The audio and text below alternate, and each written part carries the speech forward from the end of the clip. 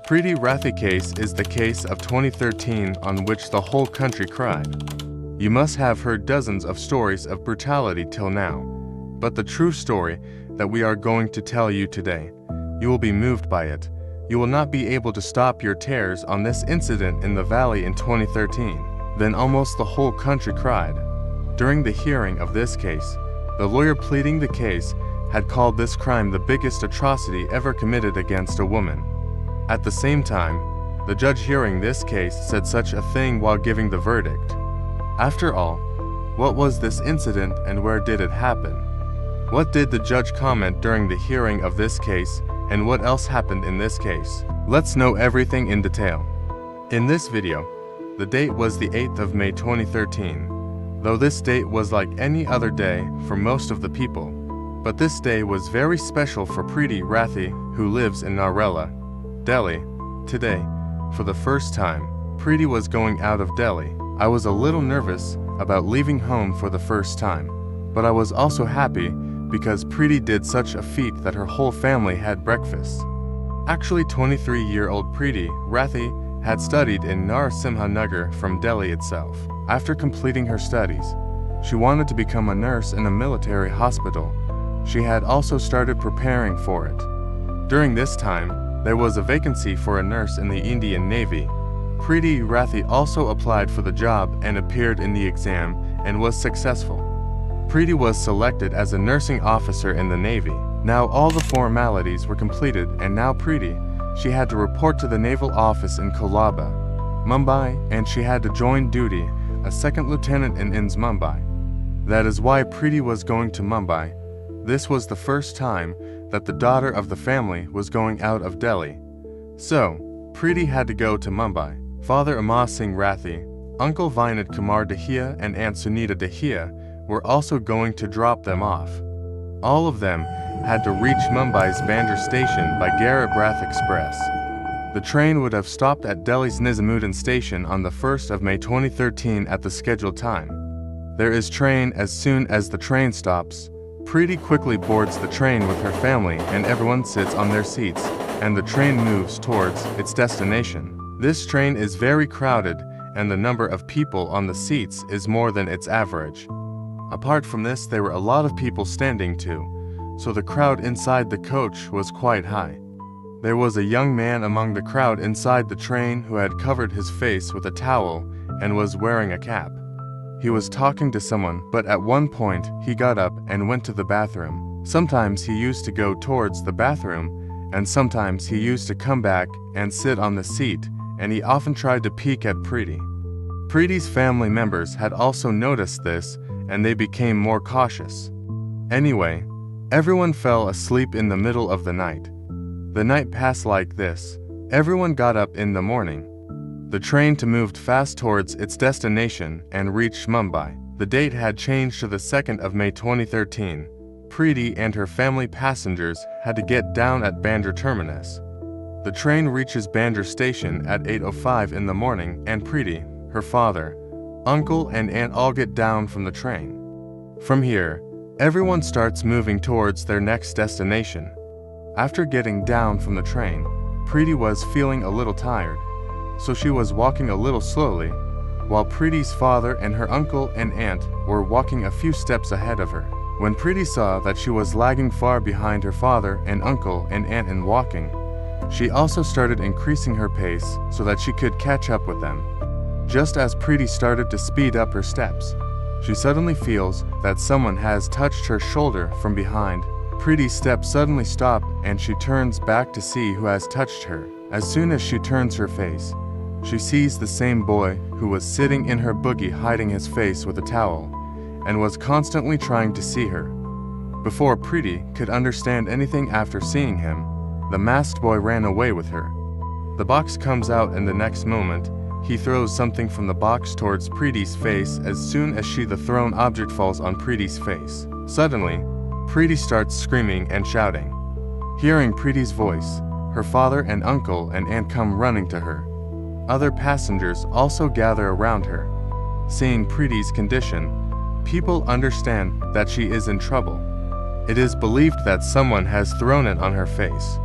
As soon as Preeti's father and uncle and aunt tried to handle Preeti, some of the acid splashes on their hands from Preeti's clothes, and they also get burns on their hands. The fight begins, yet they all summon their pain and start taking care of Preeti. Preeti's father and uncle immediately pick her up and take her to the station master's office because Preeti was in a lot of pain and the wound looked very deep. So the railway officials immediately started preparations to send Preeti to another hospital. From the station, all the injured and Preeti were sent to Baba Hospital, but Preeti's condition was very critical. So instead of Baba Hospital, she was taken to the nearby Guru Nanak Hospital. The masked boy, after throwing it, he starts running, but then on hearing Preeti's scream, a young man named Samir Sheikh standing close to Preeti immediately picks up the box and tries to understand what has happened suddenly, and then the acid falls from the box on Samir's hands too. Samir immediately throws her down and understands that the girl has been attacked with acid, and he quickly starts chasing the person and shouts, "Salam, Salman, catch him, catch him." Actually, Salam and Salman are also with Samir. So, when Samir realizes that the girl has been attacked, he starts chasing the masked man and also asks his two acquaintances to catch the masked boy. They also start chasing him in masked attire. They try to catch them, but in a few moments, the masked man manages to escape by fooling them all. Remember these three names: Samir, Sheikh, Salam, and Salman, because these three played an important role in this case.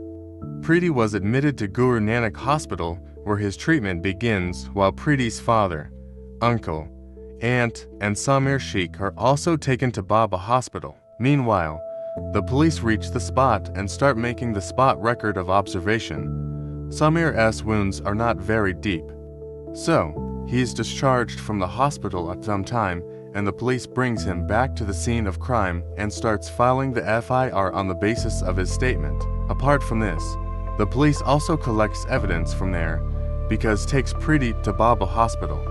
She was asked to be taken to Guru Nanak Hospital, but her condition was very serious, so she was hurriedly taken to Guru Nanak Hospital. But the problem was that Guru Nanak Hospital did not have a burn unit, and many other facilities were also lacking there, so at that time Preeti is referred from Guru Nanak Hospital to Messina Hospital. Her treatment begins as soon as she reaches Messina Hospital.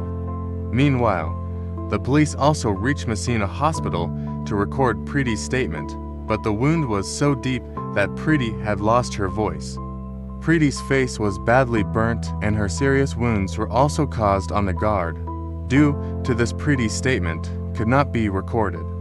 There were deep wounds on Preeti's body, but her courage had not broken and she was fighting with full passion and courage. Now, even if Preeti wanted to, she could not achieve anything. When she was not speaking, she gestured to write with her hands. After this, Preeti was given a pen and paper. Protests were held in many parts of the state and a demand was made to arrest and punish Preeti's culprits as soon as possible. There was a lot of pressure to arrest the criminal immediately, but the problem was that no blueprint of the criminal was available from anywhere. Although according to the statements of some witnesses present at the station at the time of the incident, the police had got a sketch of the criminal prepared and the criminal was identified. The search for her had begun, but the police returned empty-handed. Meanwhile, on the 4th of May 2013, a boy named Pawan Kumar called Preeti's sister Tanu and asked about Preeti. How is she? Pawan Kumar was a B.Tech student and Tanu informed her father Amma Singh Rathi about the fact that he knew Preeti for a long time. And Amma Singh also informs the investigating police officers that a boy named Pawan Kumar had called and asked about Preeti's well-being. After getting this information, the police prepares the sketch on the basis of the statements of witnesses. She shows the sketch to Preeti and asks her if she recognizes him. In response, Preeti writes three names on the board: Satyam, Anchor, and Pawan Kumar. According to Preeti, the boy in the sketch was one of these three, because Preeti had also took the name of Pawan Kumar and Pawan Kumar had called to inquire about Preeti's well-being. So the police suspect that maybe Pawan Kumar must have thrown acid on Preeti and he must have wanted to know whether Preeti is alive or dead. So Pawan taking Kumar under suspicion, the police began their investigation and immediately started looking for Pawan Kumar. After a few days of investigation, the police arrested Pawan Kumar on the 9th of May 2013. After the news of his arrest, people became very excited. The anger flares up further, and they start demanding that the culprit be given the harshest punishment as soon as possible. People started praying for Preeti's speedy recovery, but Preeti's condition was deteriorating day by day. It had been several days since she had been admitted to Messina Hospital, and several surgeries were also performed on her here.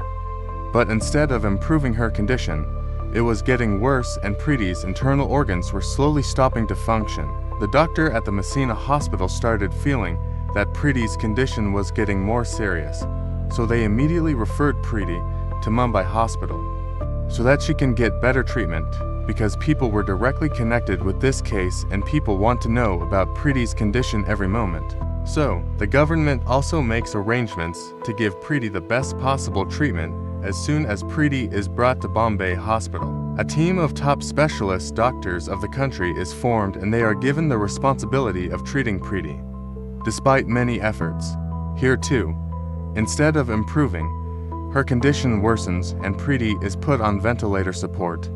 Still, the doctors do not give up and keep trying their best to save Preeti's life.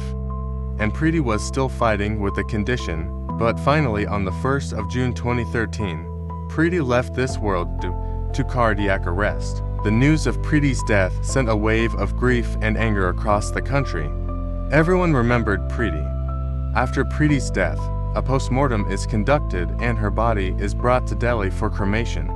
But Preeti's family refuses to perform the last rites, demanding a CBI inquiry into the case, and Preeti's protest rally is taken out with the dead body.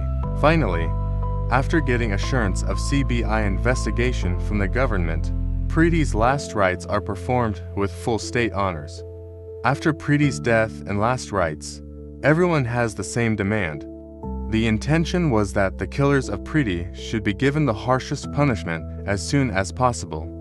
The police had also arrested a boy named Pawan Kumar, but the problem was that no evidence was found against Pawan Kumar, even the railway police.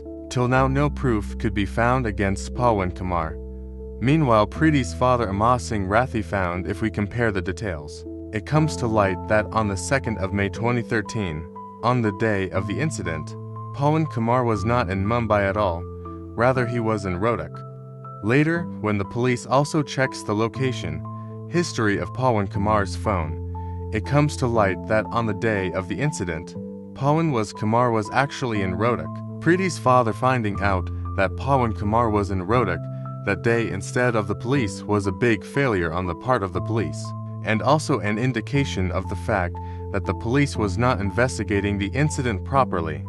So Preeti's father files a right petition in the court and demands investigation from SID Mumbai.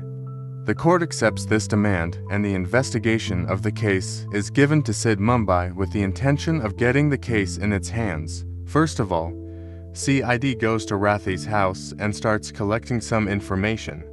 The SID officers also question some of Preeti's close relatives.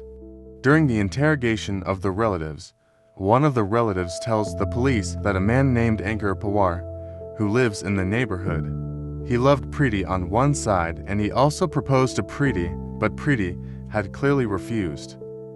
Apart from this, Ankur Pawar was ready to marry Preeti, but Preeti had rejected this proposal as well. According to Preeti's relative, after this, Ankur killed Preeti. He was threatened to suffer and he is called for questioning. Police asks Ankur that where were you on May 1st, 2013? On this, Ankur is not able to answer properly and immediately starts changing his statement. Apart from this, police also notices this. It is found that there are injury marks on both the hands of Ankur. These injuries are similar to the burns caused by acid. Seeing Ankur changing his statement repeatedly and the injury marks on his hands, the police's suspicion deepens, and she brings Ankur to Mumbai for interrogation. On January 17, 2014, after bringing him to Mumbai, he is interrogated further, and in a short time of interrogation, it becomes clear that the person who threw acid was none other than this Ankar Porwar. The police immediately arrest Ankar and take him for medical examination. The police sends Ankar to the hospital. After coming back from the hospital, the police starts questioning Ankar. During the interrogation, Ankar tells that he actually liked Preeti and wanted to marry her, but Preeti refused, and that is why he was very upset. He was irritated. Here Preeti had also got a job in Indian Navy while Ankar was sitting unemployed. Due to this, Ankar's family members started taunting him. Due to this also, Ankar started getting very jealous of Preeti. After this, Ankar decided he thought that he will teach a lesson to Preeti. People around had come to know that Preeti has got a job in the Navy, and people also knew that Preeti will go to Mumbai on the 1st of May. Ankar also came to know about this. That is why he had boarded the train. Ankar wanted to throw his weapon at Preeti inside the train, but the train was very crowded, and on top of that, Ankar was constantly staring at Preeti in the train. That is why her parents had become more cautious. So Ankar didn't get a chance to throw the acid on Preeti inside the train. By the way, in the morning at 4 o'clock, Ankar stood near the toilet of the train thinking that if Preeti comes here, then he will throw the acid here. But Preeti did not come there, so Ankar's plan failed here as well. In the end, when Preeti got down from the train, then Ankar throws acid on her. Ankar had definitely accepted his crime, but it was a big challenge to prove the evidence before the police. So the police starts making excuses against Ankar Porwar. First of all, an attempt is made to find out who is responsible for this crime. In the end, when Preeti got down from the train, then Ankar throws acid on her. Ankar had definitely accepted his crime, but it was a big challenge to prove the evidence before the police. So the police starts making excuses against Ankar Porwar. First of all, an attempt is made to find out who is responsible for this crime, who gave this to Ankar. During investigation, it was revealed that Ankar had bought acid from a shopkeeper named Mukesh Bhargava, saying that he has opened a shop named Ankar Batteries, and hence he needs acid. Ankar had told the shopkeeper that he will buy a lot of acid, but before buying more acid he wants to see the sample. So the shopkeeper gave him about 2 liters of acid in a Horlicks box as a sample. To make the evidence stronger, Ankar's phone details are taken out, and then it is said that on first Ankar was at Nizamuddin station, and then his location to I was at Mumbai's Bandra terminal on the morning of the incident. Now, to confirm Ankar's identity, the police conducts an identification parade in front of eyewitnesses. During the identification parade, many people are made to stand together, and Ankar is also included in it. After that, those people are also called who had testified earlier that they have seen the person throwing the acid. Out of those witnesses, Samir Sheikh, Salim Sheikh and Salman Sheikh immediately recognize Ankar as soon as they see him and tell the police that this is the same person, the boy who was running away after throwing acid. In fact, when Ankar turned back after throwing acid, the towel fell off his face because Samir Sheikh was the first one to try and catch the person who threw acid and tried to run away. During the parade, once Ankar stood behind, so Samir Sheikh saw his face. Apart from this, Salim and Salman had also seen Ankar's face, so during the parade, both of them also recognized him. During the parade, Samir also confirms this. It is the same thing which was recovered by the police from the incident spot. He had also seen the box in Ankar's hand. Apart from these three, a person named Pawan Malviya also identifies Ankar. Apart from this, another person identifies Ankar during the parade and testifies that Ankar had met him in the night train. I was present there because at about 4 p.m. they saw Ankar standing near the toilet. In this, the seats are spread, making Ankar Porwar the main accused, and the hearing of the case starts in the Special City Civil and Session Court. Knowing this, your blood will boil. It will be revealed that when Ankar is brought to the court, he often comes smiling. Many times he used to show victory sign while smiling. During in court, a total of 37 witnesses are presented by the police. Samir Salim and Salman Sheikh testify identifying Ankar. After looking at all the evidence and witnesses, finally the special court finds Preeti Rathi's culprit Ankar Porwar guilty under Section 302 and Section 3 to 6B of IPC and awards death sentence. And a fine of 5,000 rupees is also imposed. This is the first time in the history of India it was when an acid attacker was sentenced to death. The special public pleading the case had called Anka's act the biggest atrocity ever committed against a woman. While the judge hearing the same case while delivering the verdict, Anka had commented that due to this acid attack, Preeti's face was burnt so badly and it had become so terrifying that if Preeti had seen her face, she might have killed herself. This comment was made by Anka.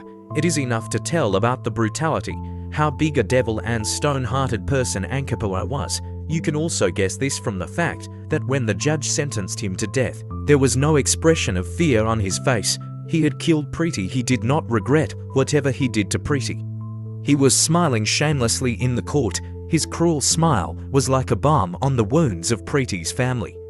Even though Anka got the death sentence from Mumbai Session Court, but he did not. An appeal was filed against this decision in the Mumbai High Court. The hearing of this case in the High Court was held by Justice V.P. Damodakari.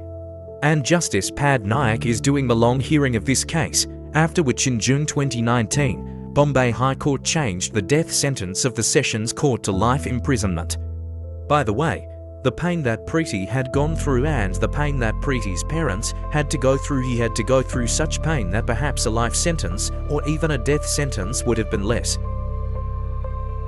Friends, what is your opinion about this video? Do tell us in the comment box. Do like and share the video if you have not yet subscribed to this channel. If you haven't done it, then before leaving, please subscribe to the channel so that we can continue to bring you such videos. Thank you.